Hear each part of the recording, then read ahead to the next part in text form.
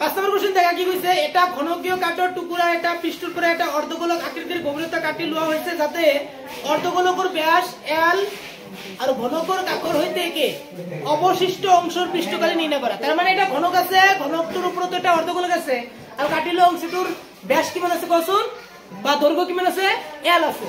তো আমি লিখি যে অর্ধগোলকের ব্যাস l একক, কোন সেন্টিমিটার দিছে নাই, l একক দিয়ে দিল।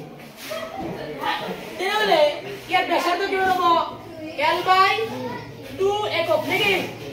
আমার কোশ্চেনটা কি বাইর করিব কইছে দেখাছুন অবশিষ্ট অংশের পৃষ্ঠকালি। ফর্মুলা আমি এইটাই লিখি।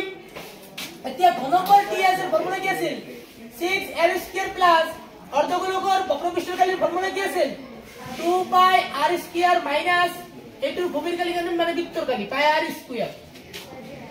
6l² দুটার প্রথমে এটা বাদ দিয়ে থাকিব কি এটা πr²। এটা 6l² প্লাস এতিয়া পায়ের ঠাতে আমি কি লিখিলু পায়ে লিখিলু আর ওর মান কি আছে l/2 ইনটু l কি লিখিব বলছুন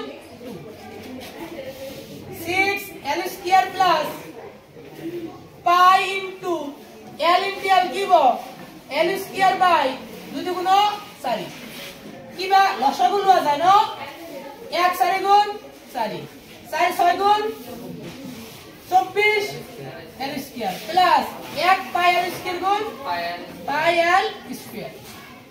এটা কিবা কমন লওয়া যায় না না যায় ইয়াত মানে এক ধরু এই দেখা 1/4 ইয়াতে l আছে কি লিখিবা l² আনকমন কি আছে দেখা শুন প্লাস পাই 24 প্লাস পাই বুঝি পাইছে কি নেই? এতে আমি এটা আমার উত্তরমালা দেনে কি আছে 1/4 l² এর পাইটা আগত লিখছে পাই প্লাস 24 বর্গ একক। এই কি আছে